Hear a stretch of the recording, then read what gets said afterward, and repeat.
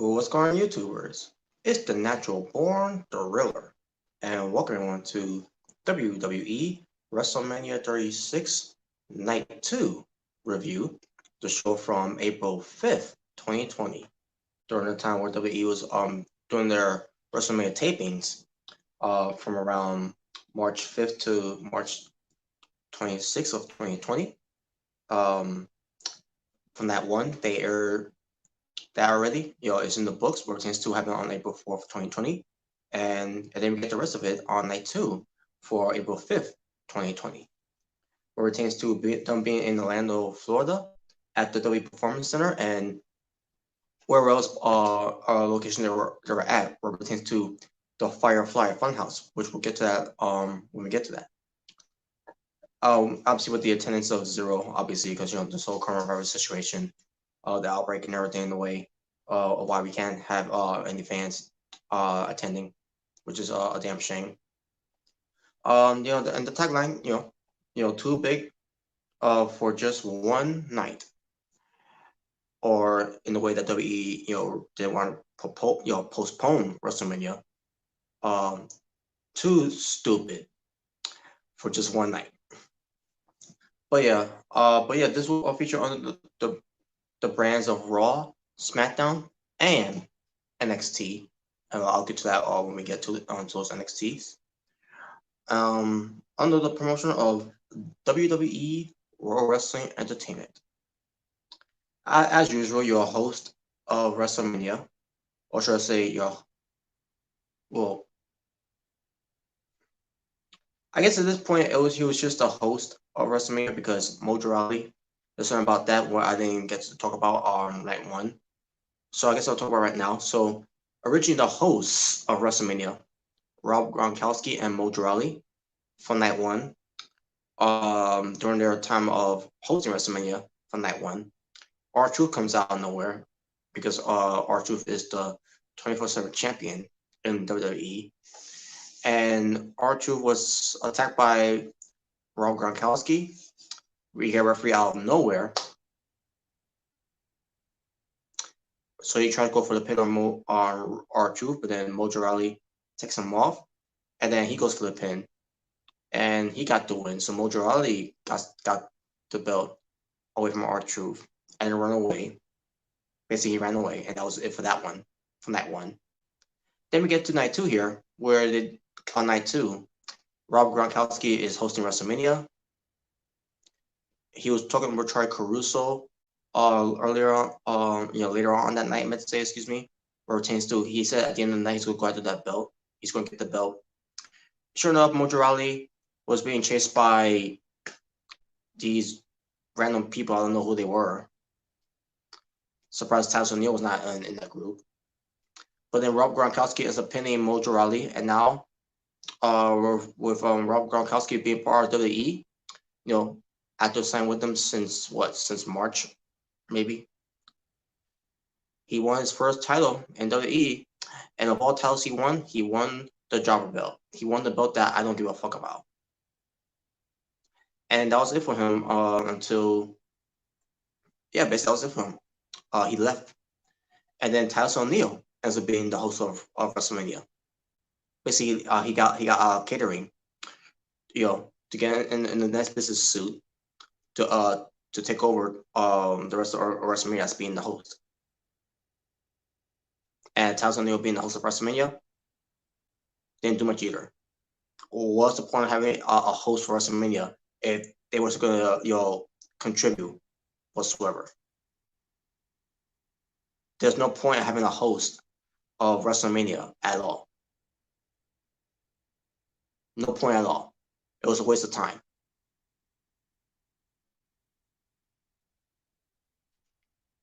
Your commentators were Michael Cole and John Bradshaw Layfield from SmackDown.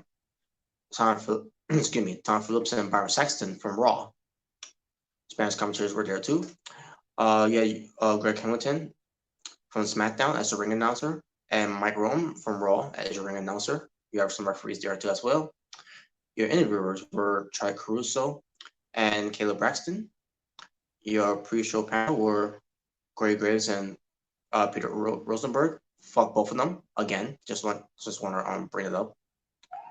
Renee Young, Booker T, and Mark Henry were the pre-show co-sponsors.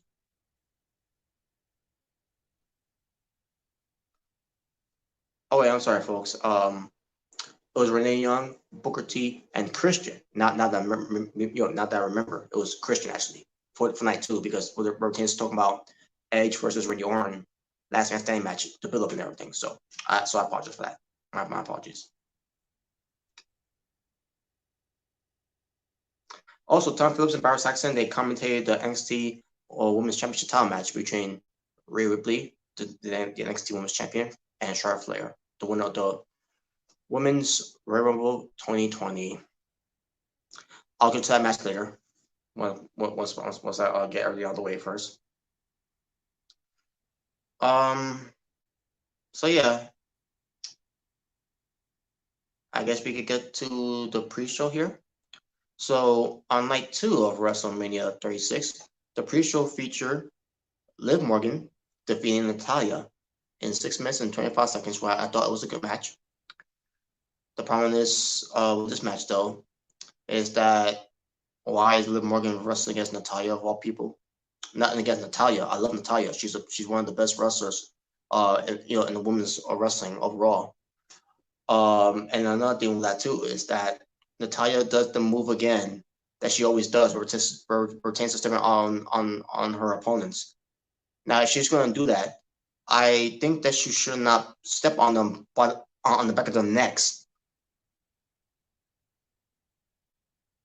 I always hate that move that she does. She's going to hurt someone with that move some of these days. I'm surprised Liv Morgan didn't get hurt from that move. Because based on how that look at it hurt Liv Morgan there. A veteran like Natalya should not be doing a move like that anyways in the first place, because that move is too fucking dangerous to do if you can't even do it right. Natalya fucked that up. Or in a way, she could have fucked up Liv Morgan's head, or worse, her neck. If you're gonna step on her shoulders at least. I don't know, but I just don't like the move. Just scrap the move away. I don't care about that move at all, and that move is too dangerous to do. I don't know why she thought that move is a great idea to do on her opponents. I always hated that move. I don't know. I don't remember how long she's been doing that move. But she needs to stop that shit already. She needs to stop that shit already before she hurts someone.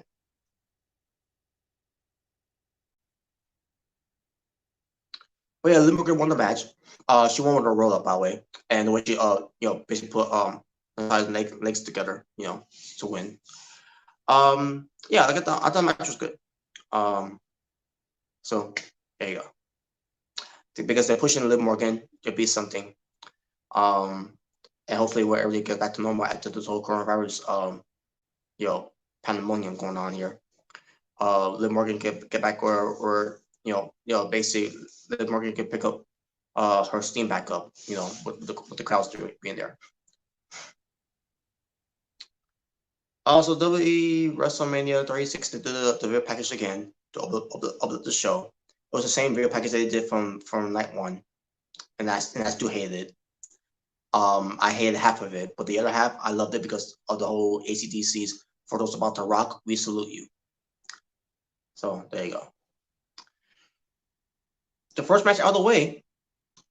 I guess they want to piss me off early, to get my anger out of my system first, and then later on they'll make it up for me. Did they do it? Let's find out. And you're probably wondering why I'm saying it like that too. Well, here's why. The opening match of all matches to open up the match, of all matches to open up the show, I meant to say, was the NXT Women's Championship. That's at 20 minutes and 30 seconds. Charlotte Flair versus the NXT Women's Champion, Rhea Ripley. Rhea Ripley. Match itself, I thought was good. It's the same thing I felt about with Becky Lynch versus Shayna Baszler from night 1. And then the ending of that conclusion of the match happened with Becky Lynch retaining. Basically being, Shayna Baszler after all the momentum that she's gotten, for Shayna Baszler all the moments that she got from NXT coming to the main roster, deflated after losing to Becky Lynch at the biggest stage, or in this case, the emptiest stage of them all, of WrestleMania.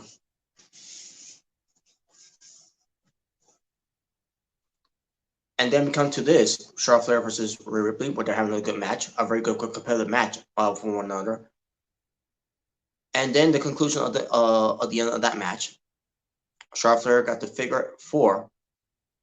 Rhea Ripley tried to fight it out, and then also Charlotte Flair goes for the figure 8.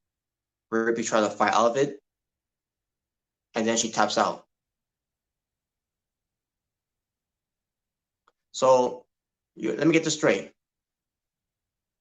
Rhea Ripley, who started from the Mae Classic back in 2017, I believe it was that year. Yes, it was 2017.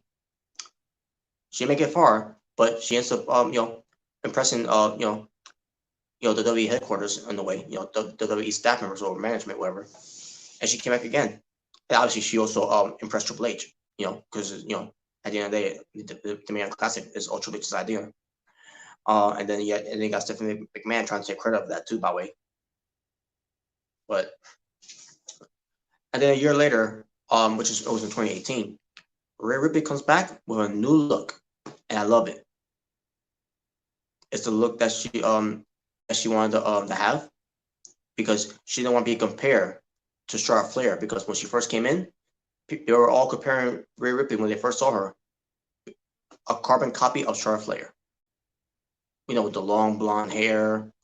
Her outfit was not anything like Charlotte Flair, but basically they saw a Charlotte Flair look. And then a year later, Rhea Ripley came back, with a new hairstyle, a new look. She was a heel, and she was a way apart of being looking like Charlotte Flair. And then some people were saying that she looked like a dyke Pete Dunne.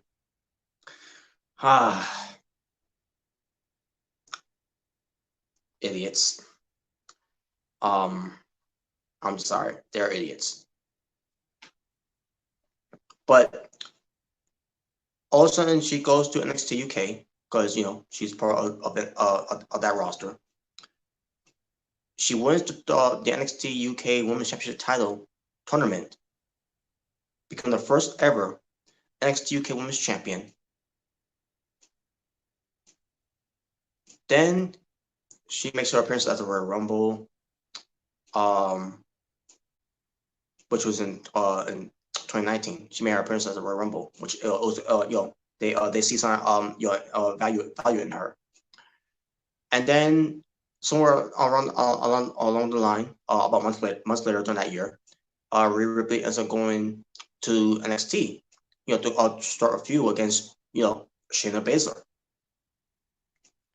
And during that time, where the whole day with NXT is invading Raw and SmackDown, for a chance to Survivor Series and everything, where Rhea Ripley, is being featured a lot, not just on NXT television, but pertains to NXT going to USA Network during that year, and then for pertains to Rhea Ripley also going to Survivor Series, and then you hear the commentators. She's the future of the women's division. Rhea Ripley is the future. She's the future. And then she gets her moment on NXT when she beat Shayna Baszler to become the new NXT Women's Champion.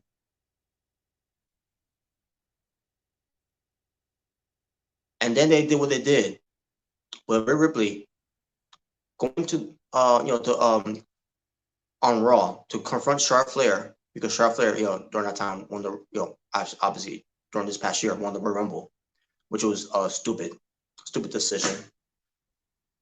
Then Rhea Ripley, basically, she confronts Charlotte Flair and everything. And I was saying to myself at the time, I do not want to see it, because what if Charlotte Flair wins?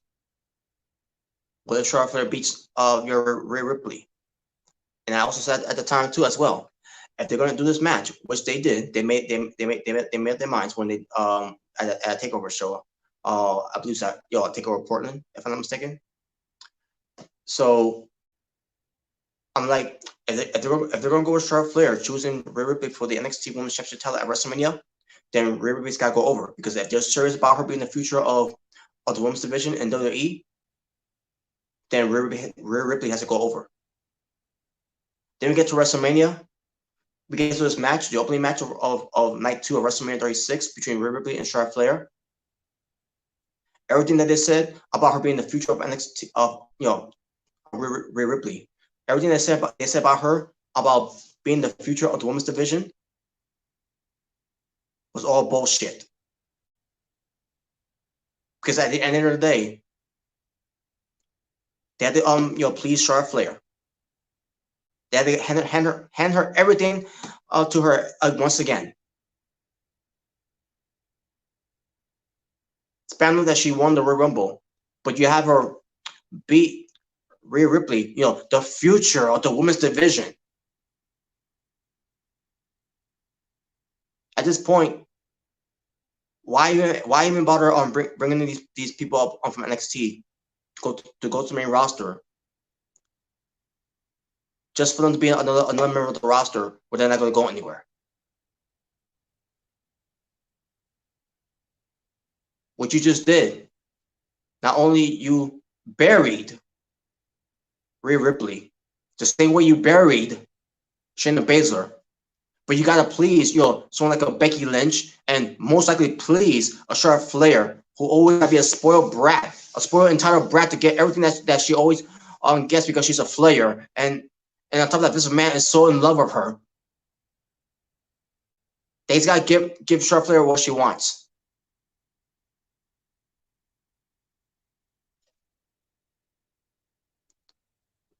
At this point, what's the point of watching NXT? Why am I about watching NXT? Because no matter what, whoever on NXT is who's getting a push on NXT, getting a rub on NXT, and once they get to the main roster, once you hit that Vince McMahon ceiling, you're done. And that's exactly what happened with Shayna Baszler, and that's exactly what happened with Rhea Ripley here.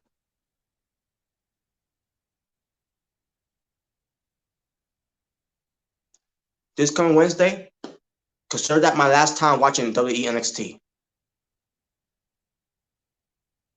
Because the fact that Triple H doesn't have the balls to say something to his father-in-law, that old piece of trash, senile old man who's out of touch.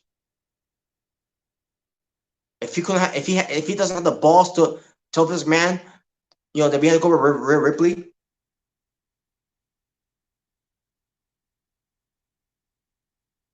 then what's the point?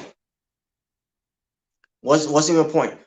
So you're telling me I should be looking forward to Charlotte Flair being the new NXT Women's Champion against someone like either Io Shirai, Candice LeRae, Mia Yim, Dakota Kai, Tegan Knox, and who's the other woman that's in there?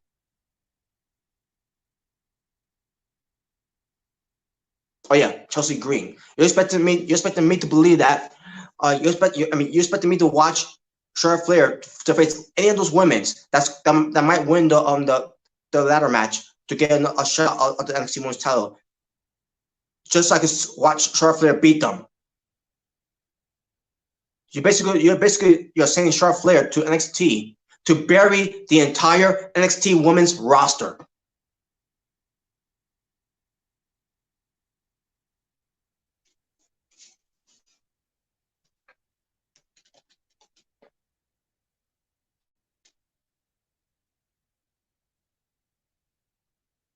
It was 20 minutes and 30 seconds it lasted. And again, I thought it was a good match until the conclusion.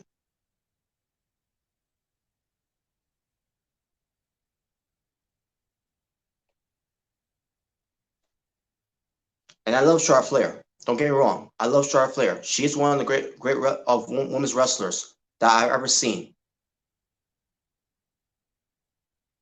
But they keep feeding her every opportunity that is handed to her, while even earning it.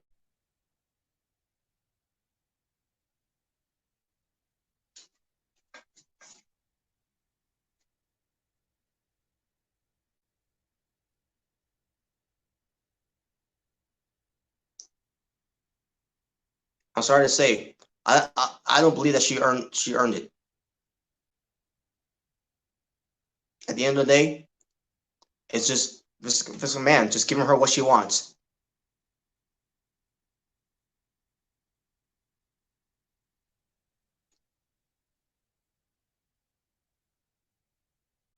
And he wonder why people stop watching. He wonder why people are tuning away from the product. And that, I'm pretty sure that's his goal. If that's what he wants, then that's fine by me.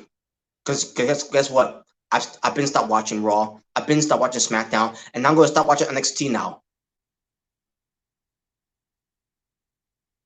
Now I have zero entrance of watching Raw, NXT, and SmackDown. My only saving grace as right now is NXT UK. But then again, what if someone else on NXT UK goes to NXT? But again, I won't be watching anyway. So this coming Wednesday, consider that my last time watching NXT. I'm sick and tired. I'm fucking sick and tired of this bullshit.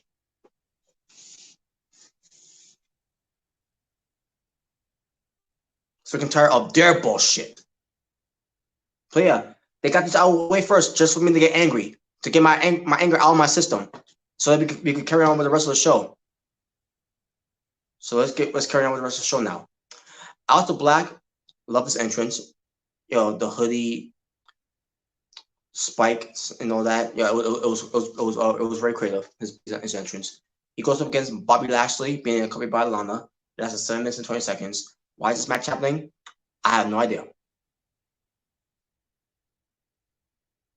But what pertains to their wrestling styles and their background, what pertains to them being fighters, for example, Aleister Black of his kickboxing, and Bobby Lashley of being a MMA fighter. I thought it would go well together. Based on how I saw the match,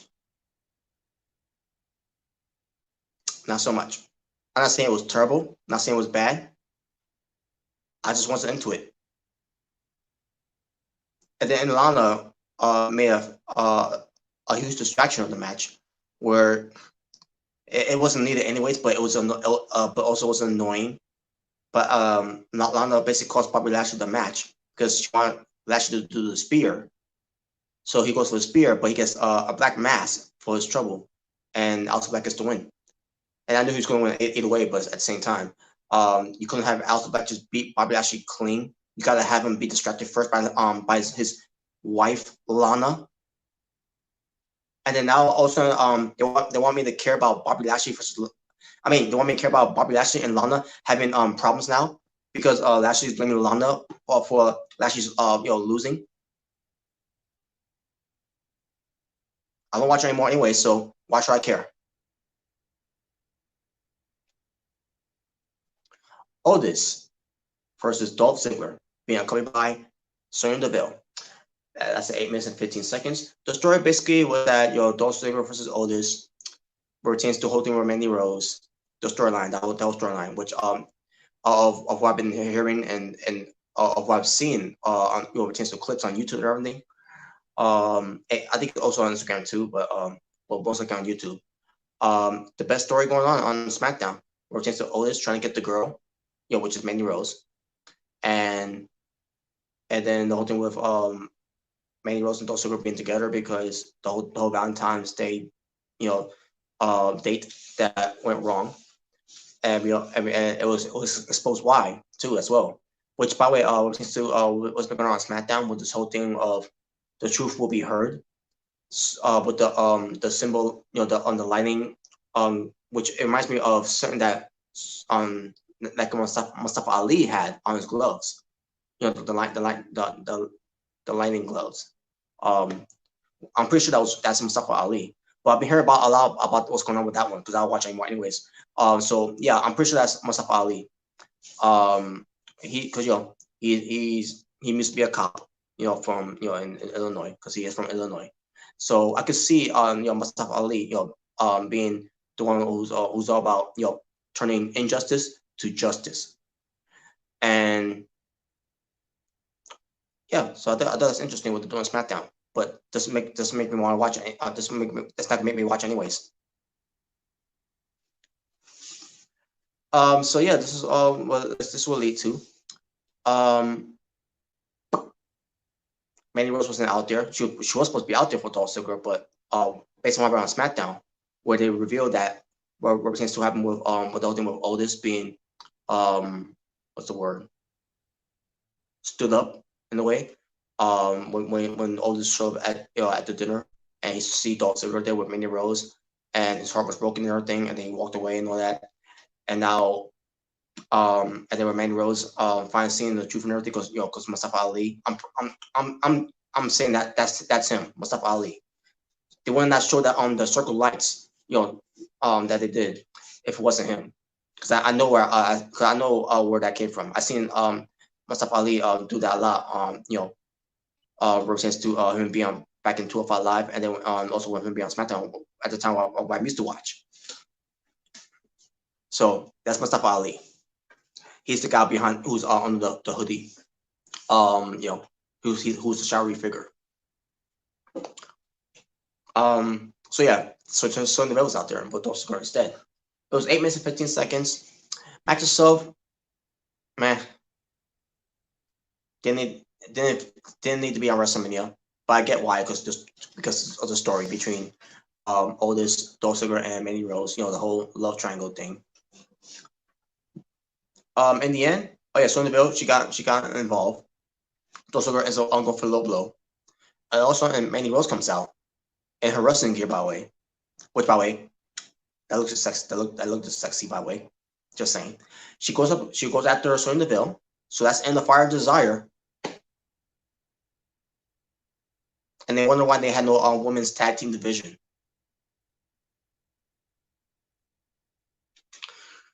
And then she goes to low blow Dolph Ziggler with a referee, with his back turn. Can't remember if it was a woman referee or whatever, but doesn't matter. Referee didn't see it. And Otis gets the win. So not only he won the match, but he also got the girl.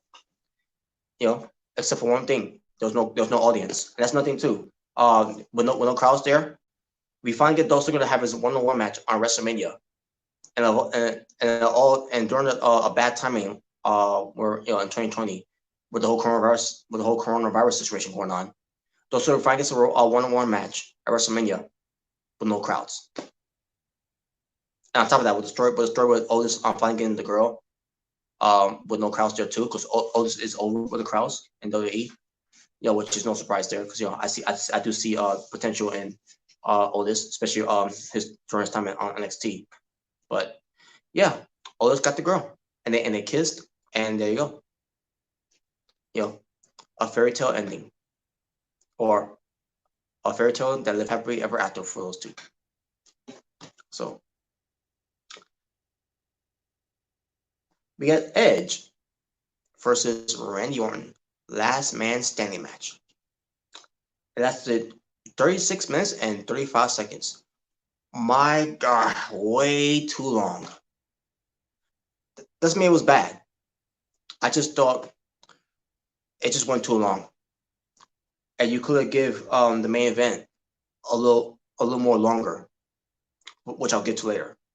But I wish this match was not that long. I'm not saying it was boring. I'm not trying to say it was boring or bad or terrible. I enjoyed the match. It was old school. It was old school of brawl between Randy Orton and Edge. But it didn't need to go that long. It didn't. I'm sorry. It didn't need to go that long. But I'll put that over way more than Triple H and Batista from last year at WrestleMania. My God. Maybe that's why they did it, because Edge and Randy Orton are above Triple H's level. Because Triple H is beneath those levels.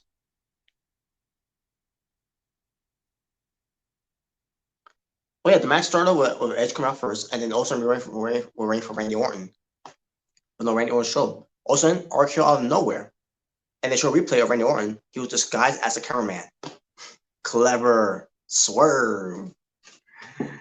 So he took advantage of Edge. They fought in the ring. They fought into the sections, They fought backstage. They fought basically they fought all over the place, and they used every weapons that they can that was surrounding them.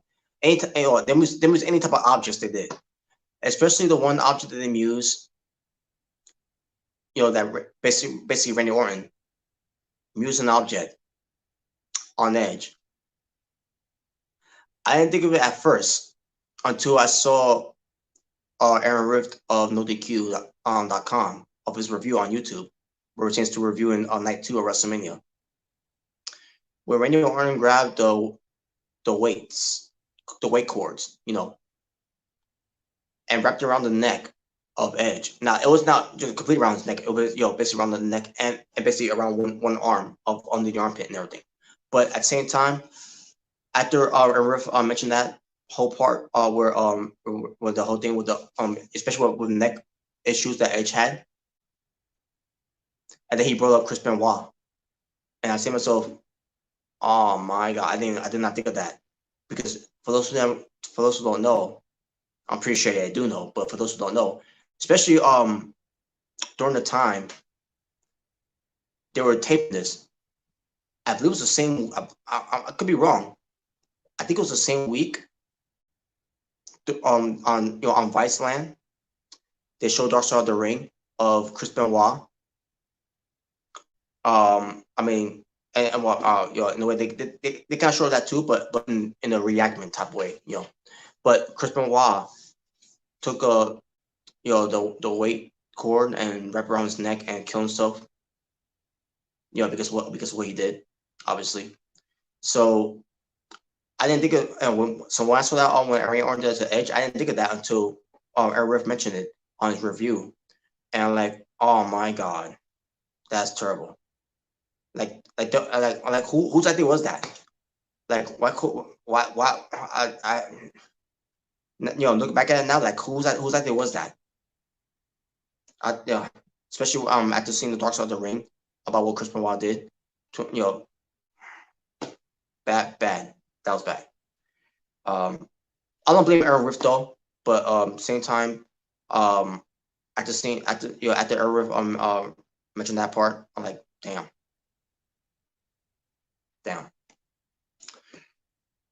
But nevertheless, the rest, and there was a lot of creativity that they did on there as well, which is Edge and Randy Orton.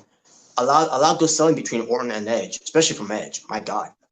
And then in the end, Randy Orton trying to go for the punk kick, but didn't get it. Edge goes for a spear, and then Randy Orton goes for RKO because Edge trying to go for another spear. They're on top of a truck, and then Randy Orton gets 2 chairs. He wants to do a concerto onto to Edge, to the neck basically, but Edge gets him into that submission move that he did to MVP, because they mentioned Byron Saxton and Tom Phillips mentioned that on commentary. Basically, it's the submission move that Jake Hager does, and also Dexter Lumis does. It's that submission move. The standing, what's it called again? The standing triangle chokehold, something like that. Obviously while using the legs, obviously, but yeah, he takes out Randy Orton for that, and then goes for the concerto to Randy Orton, and Randy Orton couldn't answer the 10 count after that. So your winner, Edge. And I love the acting that Edge did too. That he felt like he didn't want to do this, but he had to do it. But he felt like he had to do it because Randy Orton tried to end his career. So I thought that was nice. So yeah, the match itself, I thought it was good, but I wish they didn't go that long. It was way too long, and for the time they give this match, they should at least cut 10 minutes off of that match and get the 10 minutes to the main event, which I'll get to that later. But yeah. Because this is a polarizing match that people said that they liked it, and some people didn't like it. So, but I'm not one of those. But I'm one of those people that did liked it. I liked it. I liked the match. I just wish it wasn't that long. So, and unfortunately, with Edge returning to to WrestleMania after 9 years, unfortunately, no crowds. But hey, at least he got his WrestleMania moment. I mean, at least he got his crowd reaction moments from a Royal Rumble, meant to say, not WrestleMania. Royal Rumble. So there you go. The Street Profits, Angelo Dawkins and Montez Ford, defend their Raw Tag Team Championships against Angel Garza and Austin Theory from NXT, being accompanied by Zelina Vega. Again, for the WWE Raw Tag Team Championships, that lasted 6 minutes and 20 seconds. Why did this match happen? Because originally it was supposed to be Rey Mysterio Jr. versus Andrade Cien Almas for the United States Championship title, excuse me. But then Rey Mysterio Jr. Felt sick and he didn't want to show up, so he had to stay in quarantine. So they decided to change the match where they had Angel Garza and Andrade versus Ricochet and Cedric Alexander, where the winner of that match gets a title shot, a tag team title shot against the Street Profits at WrestleMania. So Angel Garza and Andrade won that match. Unfortunately, Andrade during that time got hurt. I didn't watch it. I just heard from watching reviews and listening to podcasts. So yeah, when I say I don't watch Raw or SmackDown anymore, I meant it. I meant it. Because I always got people on YouTube or on any favorite podcast you listen to, and to listen to the reviews and everything pertains to what's going on in the world of wrestling. That's no way to find out. That way so that's just me. But yeah, but because Andrade got hurt, so what was their best logic? Austin Theory. Now the match itself, it was solid. But my God, will somebody shut Montez Ford up? All he kept saying is WrestleMania, baby, WrestleMania, baby, WrestleMania, baby. Like, oh my God, like I feel like I need a counter box. Of how many times he kept saying WrestleMania. Yeah, we get it. You're at WrestleMania, but it's not the WrestleMania that you were expecting to be at because there's no crowds there.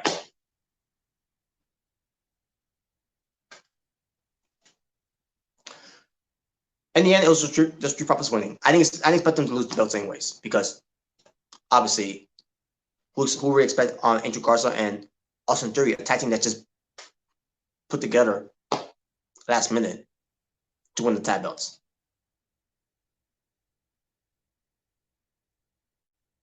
But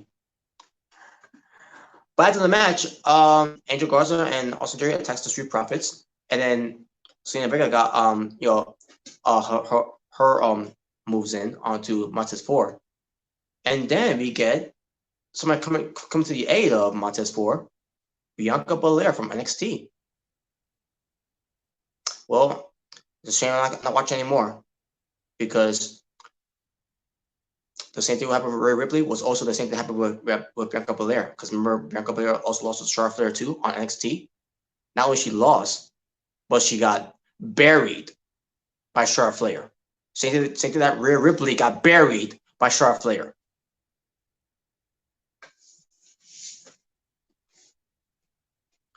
So Bianca Belair had a WrestleMania moment by showing up to come to the aid of her fiance or husband, whatever. I don't remember anymore now.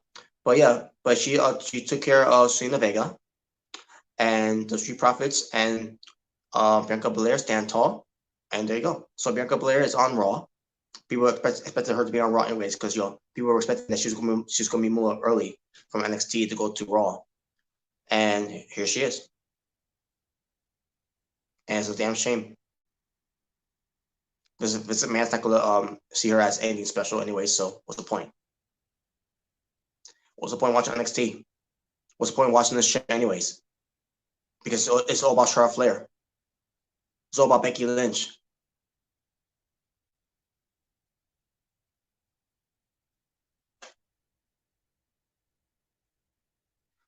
Fatal 5-way match for the WWE SmackDown Women's Championship. That's at 19 minutes and 20 seconds. You have Bayley, the SmackDown Women's Champion, versus Lacey Evans, versus Sasha Banks, versus Naomi, versus Tamina.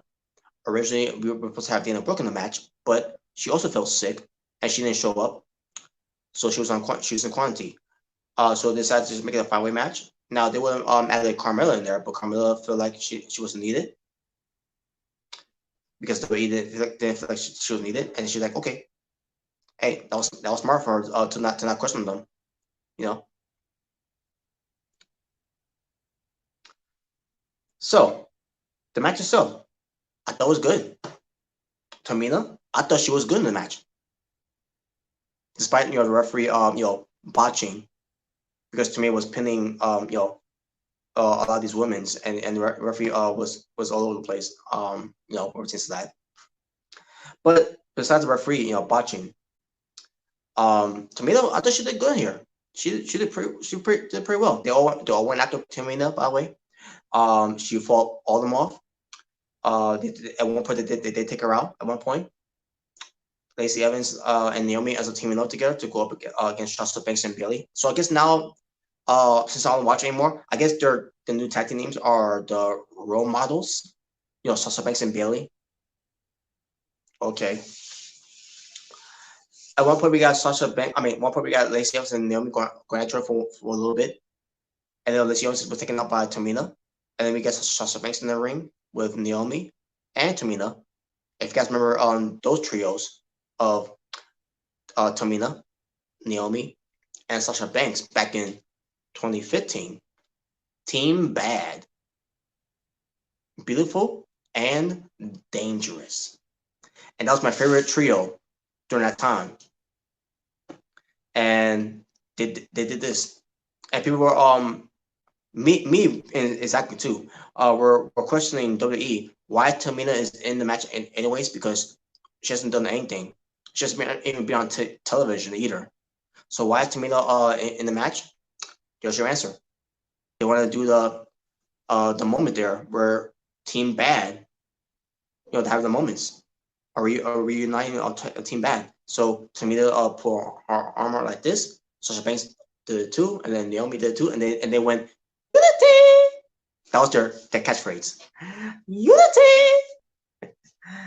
And then they went at you, and then they all beat each other up. So because it's a fair five-way elimination match.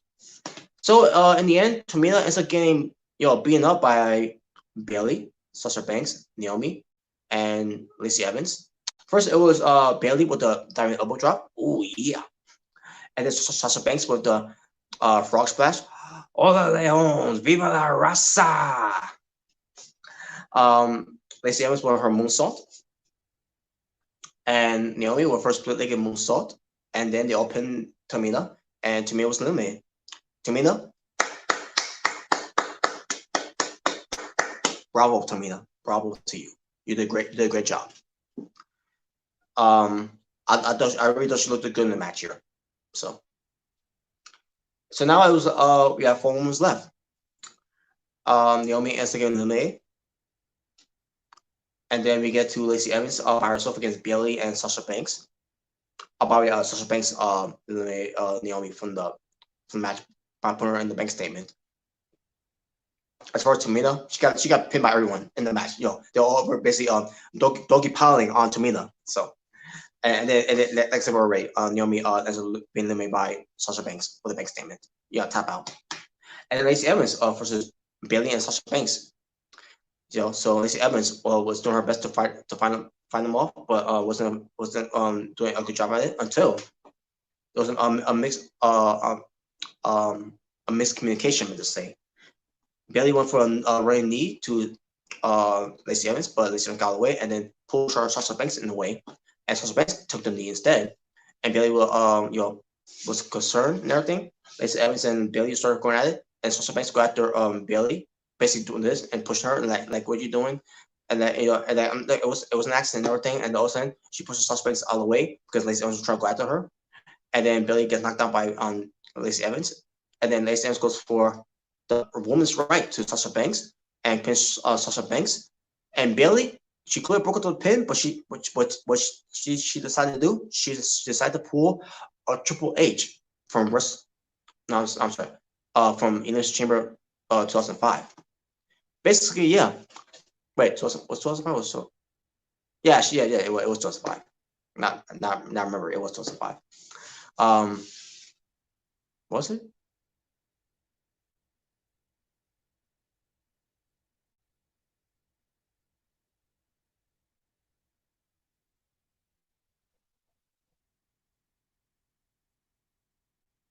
I think there were 2 elimination chamber matches on that night, if I can remember.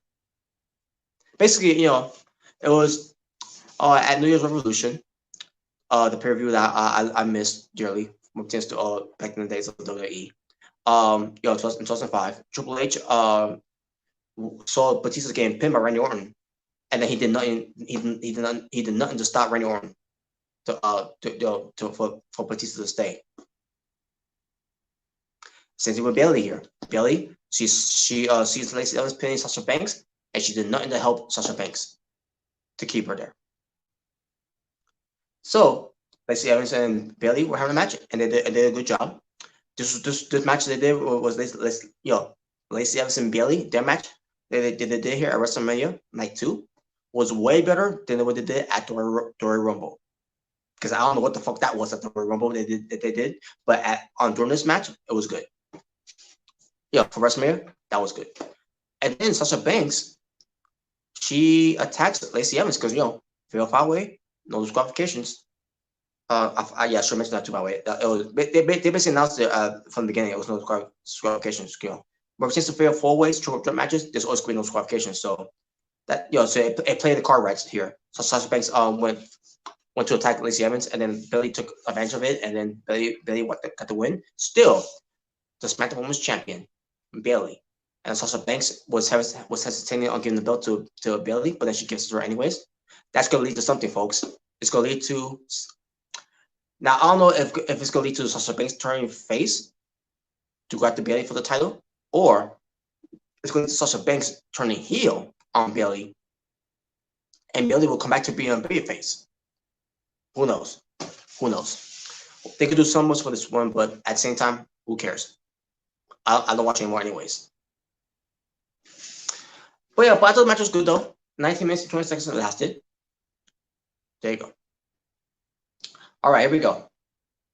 The Fiend, Bray Wyatt versus John Cena in a Firefly Funhouse match that lasted 13 minutes. 13 minutes. First of all, I thought it was good. The way they used the creativities for this Firefly Funhouse match between John Cena and Bray Wyatt, I thought it was a good job. I did a great job here. Now, that being said, there were things that did annoy me about this. For one thing, John Cena. And I'll get to why too as well. So here we go. First, John Cena came out there, and also we get to the Firefly Funhouse thing with Bray Wyatt, and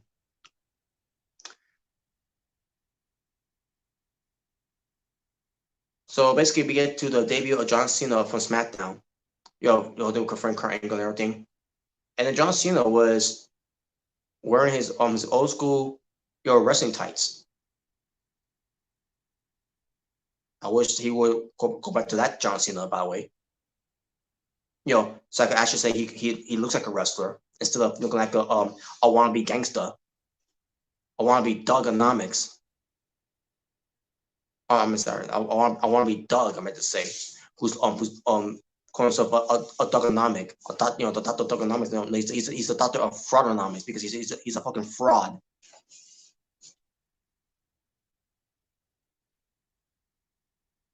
All right. But before that happened, with John Cena, just when he looked at when he made SmackDown debut, when he confronted Kurt Angle, he was confronted by the Boss puppet, being portrayed as Mr. McMahon. Basically say I want to see that ruthless aggression and all that, right? And also we get to the Boss and Mercy the Buzzer being Macho Mercy. Basically, Murphy the Buzzer was being the Macho Man Randy Savage. Oh yeah. So yeah, they were on commentary.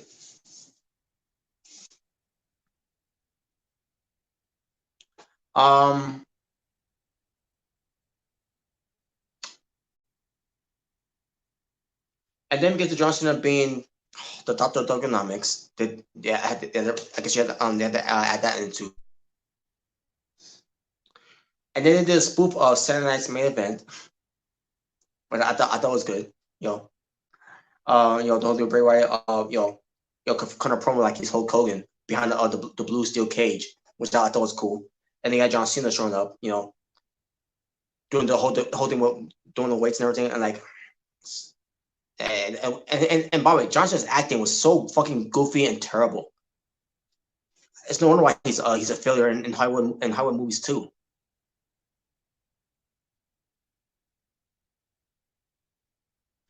Then we get to John Cena at WrestleMania 30, to rewrite that whole thing. And basically Bray Wyatt was old school Bray Wyatt, with the fedora hat, the Hawaiian shirt, and obviously he couldn't have had the long beard, and on top of that he's got his hair still braided and everything. But not braided, dreadlock I meant to say. He couldn't have the straight hair, thing again. But what can you do? If you give him that haircut, it's gonna take a long time to grow back. So, but the way they did it, I thought it was good. Basically, Bray Wyatt ends up being old school. Bray Wyatt of the Wyatt family. Yeah, and basically they redid the match here from WrestleMania 30.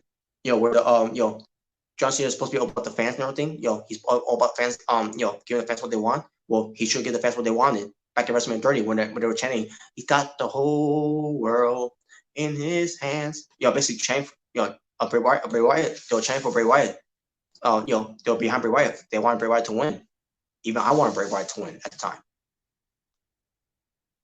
Also, they did the whole thing where they were in WWE Nitro.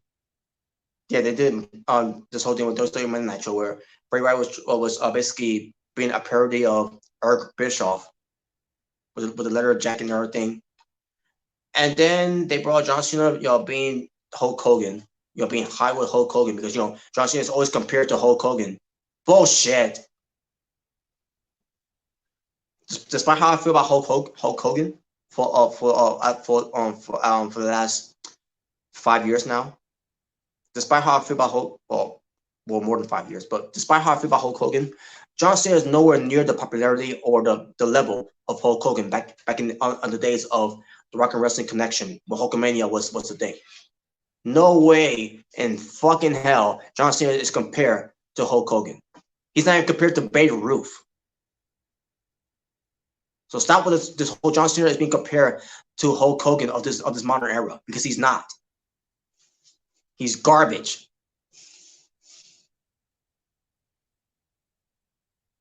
But I will give John Cena credit this. At least he was a better wrestler than Hulk Hogan. There you go. I said it. I give John Cena credit there.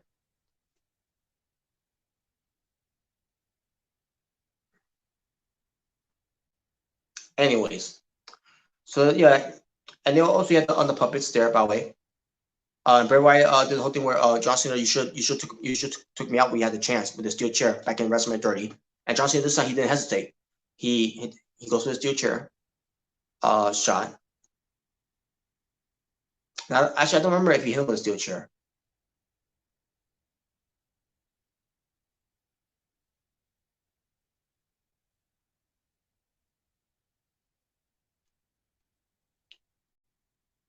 I can't remember if Bray Wyatt ducked from the steel chair and then John Cena tackled him and they started beating him up and everything. And then all of a sudden Bray Wyatt disappears and John Cena was beating up on. He was basically beating up on Husky Harris. I mean, Huskus, the pig, I meant to say. Oh, by the way, I should mention this too, by the way. You also had your Ramming Rabbit, my favorite, by the way, and Abby the Witch. And I forgot. I also need to mention this too, by the way. I can't remember when it happened. It was either. Oh yeah, it was during the whole thing when they was doing the New World Order thing, where Bray Wyatt's being Eric Bischoff and then John Cena doing Highway Hulk Hogan, and then you had the boss, the Vince McMahon puppet called the Boss. He said, "Yeah, it's such good shit." when that was first said, I was sitting there watching like this. I blinked, and then I started cracking laughing. I started dying laughing after that because it was something that was sitting on the Jericho podcast, Talk is Jericho, from a certain someone who is now in AEW, known as John Moxley. Yeah, John Moxley gets all the credit for that one, by the way. Not only John Moxley gets credit for this whole thing with Firefly Funhouse, but the creativities and everything they're doing that they did here, but Matt Hardy too. John Moxley's influence pertains to the whole it's such good shit. And Matt Hardy's influence pertains to everything that Matt Hardy did, pertains to Booker Matt Hardy from TNA, and then a little bit in WWE, and now with him being in AEW, WWE should be thanking John Moxley and Broken Matt Hardy. But they won't, because they're in AEW. But anyways, yeah, it was funny though that the puppet who's supposed to be Vince McMahon, he said it's such good shit. All right, so here we go. So all of a sudden, back to the whole thing where Bray Wyatt disappear, and John Cena was being up on Huskus the Pig Boy, and all of a sudden the Fiend shows up, and the Fiend goes for the Sister Abigail. By the way, that's nothing too. I'm surprised they didn't go with was the bring back Sister Abigail back to life here. But whatever. I was shocked they didn't do that. But at the same time, they probably would have Bray Wyatt in drags over a sheet. If you remember that from, what was it, 2017?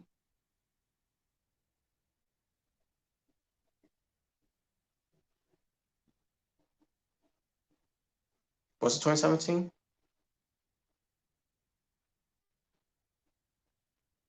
No, I can't remember. I believe it was 2017, if I'm not mistaken. Yeah, it was 2017. Yeah, now I remember it was 2017. Yeah. So yeah, he goes for his sister Abigail, the Fiend, and then the Fiend goes for the Mambo Claw, and the Fiend Bray Wyatt wins.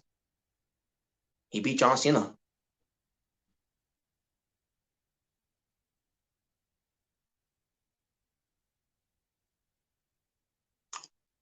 Six years too late.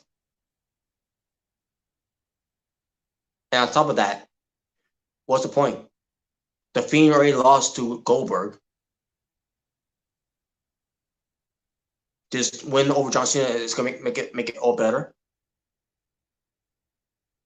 Especially when you have Braun Strowman being Goldberg for the Universal title belt. After you have the Fiend Bray Wyatt getting over in honor of WWE. And then you fucked him up at Hell in a Cell with Seth Rollins. And then have a win at Saudi Arabia, to be Seth Rollins. Just for him to go back to Saudi Arabia to lose to Goldberg, the belt, drop it to Goldberg just because you want to Reigns and Goldberg, because your idea is for Goldberg to get booed and Roman Reigns to get cheered, which it didn't work because cross channel you both stuck to Goldberg and Roman, and then get to WrestleMania where obviously it's the world falling apart here, or just the coronavirus situation. Everything was changed. Well, everything has changed course and everything, where you could postpone it, but instead you just had to just go along with it and have the show anyways. And then and not only Roman Reigns pulled out of WrestleMania because of the whole thing with the Miz, but your a scapegoat. I mean, not a scapegoat. So your plan B was to replace Roman Reigns with Braun Strowman after what Braun Strowman said about the indie circuit. Pertains to what Evil Uno said on Instagram. And then Braun Strowman ends up being a fucking asshole.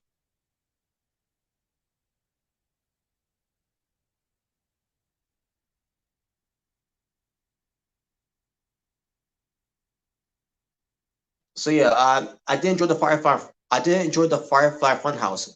I enjoy the creativity in there, but at the same time, it's fuckboy Buckethead. It's the shit factor of professional wrestling. It's the cornball of pinfalls. It's the phony wrestler. Also, the fake rapper, the fake Doug, and one of the most horrendous actors I've ever seen on my screen, and John Cena. That's supposed to make me feel better. That Bray Wyatt fight got win over John Cena.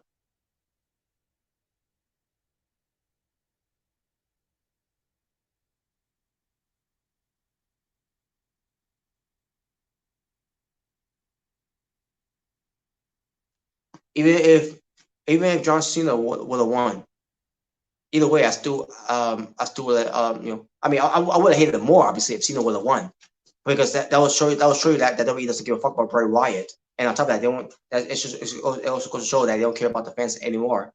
I mean, they never did anyways. So whatever, they already lost me. So there's no taking me back.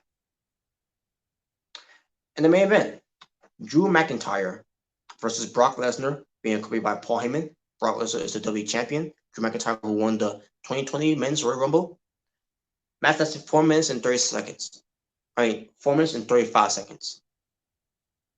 It sure went longer. It wasn't much of a match. It was basically a carbon copy of Goldberg versus Braun Strowman from that one, except they gave him two more minutes in this match.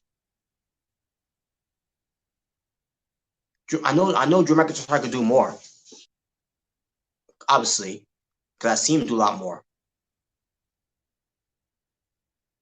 And I know Brock Lesnar could do a lot more too. And you're telling me this is the best this is the best time you could give us?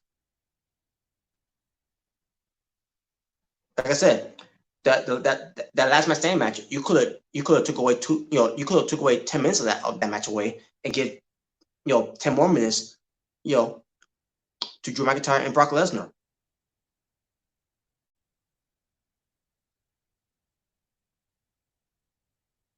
But in the end, Drew McIntyre got the win, which is unfortunate because not for Drew McIntyre, because I'm happy that Drew McIntyre won the belt. He's the new WWE champion. He finally got the big one. But unfortunately, no crowds. No crowds is really it will really hurt the celebration and his moment. His crowning championship coronation by slaying the beast.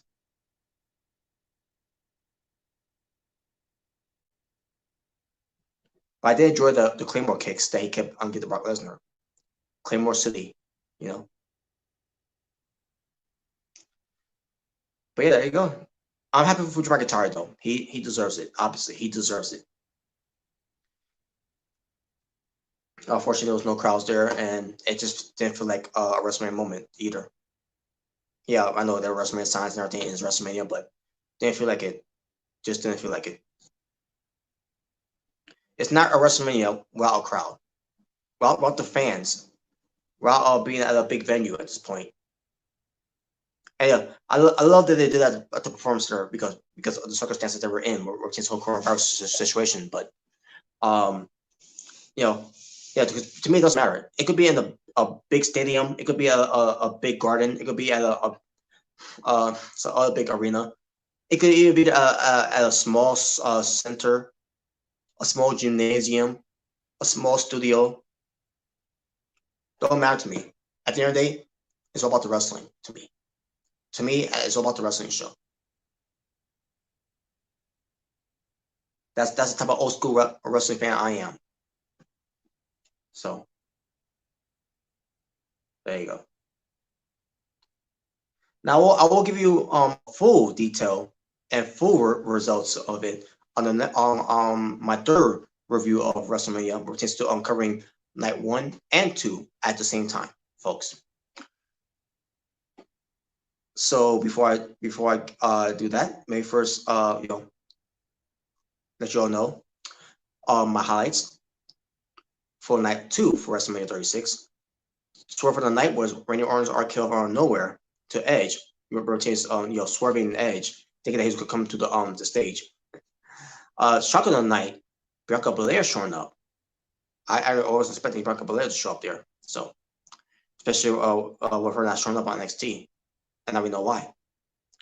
Promo of the night has to go to Bayley. As a matter of fact, Bayley was the only one who could go promo on the main show. Sasha Banks, not so much. She only had a little bit to say, and it really wasn't much of a promo. So I thought Bayley did a good job with that one. Video promo of the night, the WWE Championship match between Brock Lesnar and Drew McIntyre. With the whole build up and everything, that was great. Moment of the night, I'm gonna give it to Otis and Mandy Rose. Namely, easy for me to say, namely because of the story, where it pertains to Otis finally getting the girl. Entrance on the night, Aleister Black. Move of the night, excuse me, Lacey Evans moonsault. Finish of the night, Aleister Black's Black Mass. Performance of the night, excuse me, Angel Garza. Show steal of the night, the SmackDown Women's Championship, excuse me. We don't want that. Brutal match of the night, Last Man Standing. Randy Orton and Edge. Creative match of the night, Firefly Funhouse, obviously. And finally, match of the night, despite Charlotte Flair winning the NXT Women's Championship. I thought that was a good match, despite Charlotte Flair burying Rhea Ripley, because WWE doesn't give a fuck. They don't give a fuck about what we want. They give a fuck about what Vince wants, and more importantly, about what they want, what Charlotte Flair wants. My overall score for the show, I'm gonna go 7.5 out of 10. I enjoyed the show, but I'll let you all know my overall thoughts about WrestleMania in general, where it pertains to doing 2 nights of WrestleManias. And basically, you're gonna hear that. Easy for me to say. You'll hear that on the next day. I'll be doing my review of WrestleMania 36, where I give you results and recaps of night 1 and 2 of WrestleMania 36.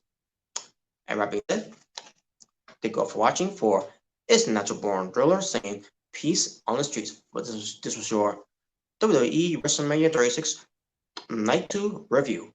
So you all stay well, stay safe, stay protected with this whole coronavirus situation. Hope you're all doing all right. Stay in peace. Ta-ta for now. Take care. I'm out.